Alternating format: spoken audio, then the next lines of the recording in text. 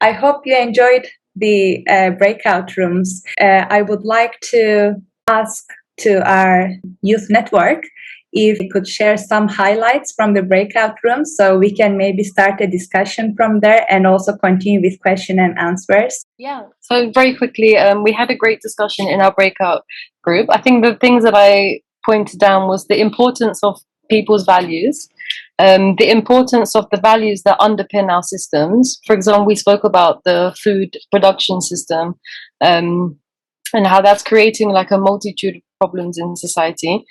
We spoke about the importance of intergenerational collaboration, and really working together, and the point of fostering youth, so fostering the next generation.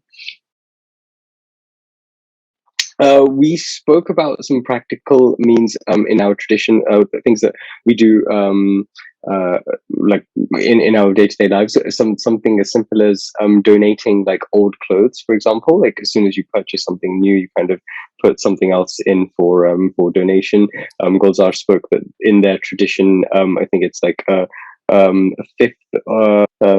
That's correct. Yes, a fifth of anything that you have not consumed or utilized. If you've got more than what you need in excess, anything in excess, a fifth of it annually needs to be given away in charity. Yeah, which is beautiful. I guess that was where we wrapped up. But although I just wanted to touch on one question that Bhaktavar Desai just put in the chat, where they're asking, can you give me some examples of practical things that your faith community is doing or action they're taking to fight climate change? So something in our, just wanted to comment that our Jain community we're doing currently is a Planting for Peace project. So we've planted like 1,000 trees in northwest London.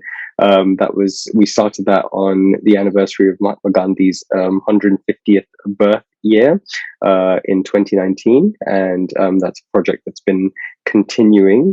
So that's a peace forest that we created in northwest London, and then we've created like little gardens, which we called Ahimsa Peace Gardens, in recreation grounds around our area currently. So these are practical ways that I guess we not only get the community involved, but also help to protect the environment. Thank you. Thank you for answering it. I'm pretty sure we do have answers from our other speakers as well. Just to point out that I will be sharing contact details. We are happy to receive all the questions that we won't be able to cover here and come back with you, or any feedbacks, any comments as well. Unfortunately, our time is very short tonight. I think the main tension that we've focused on was holding people accountable, or companies, for even past actions, non-actions of faith communities in regarding to the environment.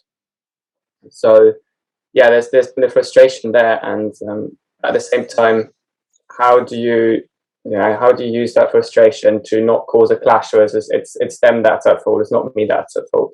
So yeah, the pressure to hold someone accountable, but also to understand where they're coming from in order to motivate behavioral change, that's something that's difficult. That also needs to be understood, right? We need to listen to other people and not construct them as the evildoers. That is just not helpful to anyone.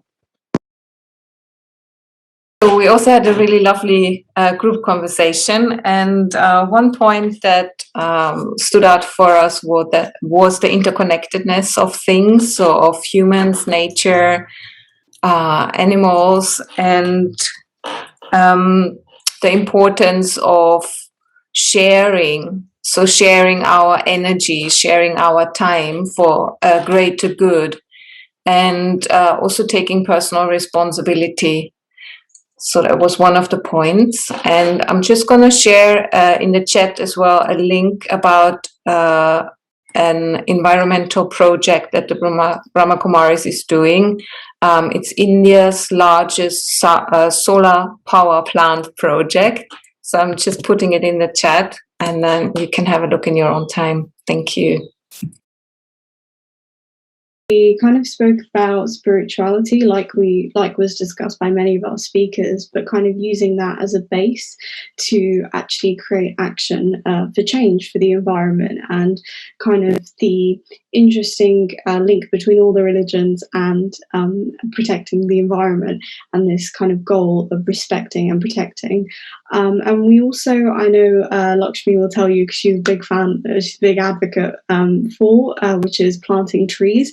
And how that's sort of a very simple thing that we can all do to reduce our carbon footprint, or kind of equalize our carbon footprint, if not. So we spoke about kind of different initiatives like the Africa Green Wall initiative, and I think that links in very kind of well to the Planting for Peace initiative that was spoke about within the Jain community. So yeah, it was a really interesting conversation overall. And Amina mentioned that whatever happens in one part of the world will affect another part of the world. So we are interconnected, and we have to be aware of what we do. And then we have Dunya, and Dunya also an interesting point. She mentioned that bridging the gap between this generation with the elderly generation. That was a good point as well. I have similar experience, and I can relate to her. Then we had Harriet, and I believe she is from Interfaith Network. She joined us to get experience from and learn from us. And finally, Don, and his point was that faith does play a major role when it comes to the environment. And so that's the highlight of my group. We focused a lot on the question about consumption. And so Jamie pointed out that actually it's very difficult to avoid, but actually faith groups have a real kind of connection to it, the idea of kind of not over consuming, about sustainability. And it would be good to see more of that, I think, in the wider world. And then also Georgina spoke to us about doing things at simplicity, simply, I'll get the word out eventually, and also doing things kind of with love as well, and kind of focusing on that in our daily lives. So yeah, and so thank you all for in the group. It was a really lovely conversation. I just wanted to say thank you. It was a wonderful event. I really did not anticipate to have so many different perspectives and all being unified at the core, literally just humanity and the environment, and all being one. I really enjoyed the discussions in the breakout groups, and I think we even had room to carry on for another good half an hour. So maybe if the only feedback from me could possibly be maybe it was a bit longer. Thank you.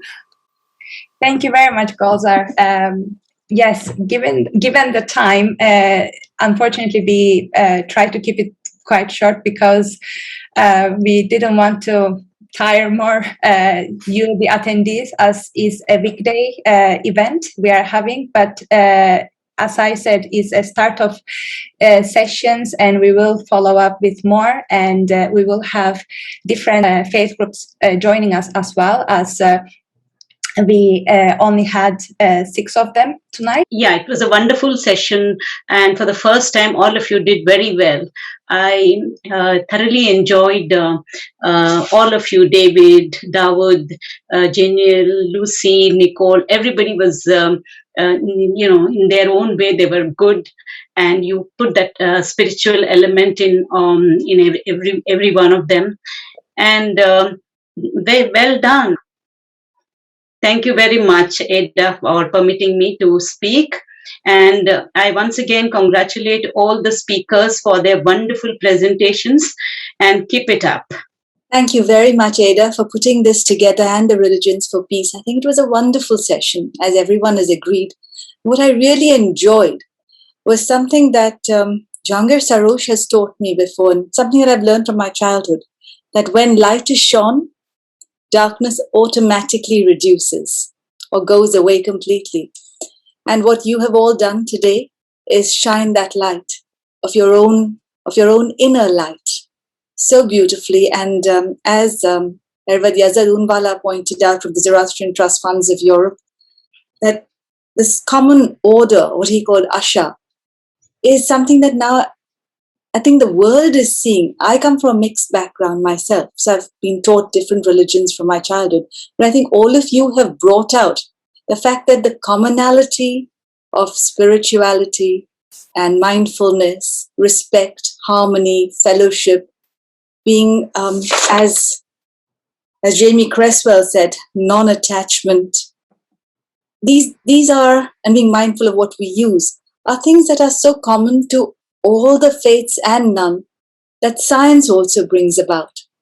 So thank you all, young people, for sharing your wisdom. Thank you very much for all of your lovely comments.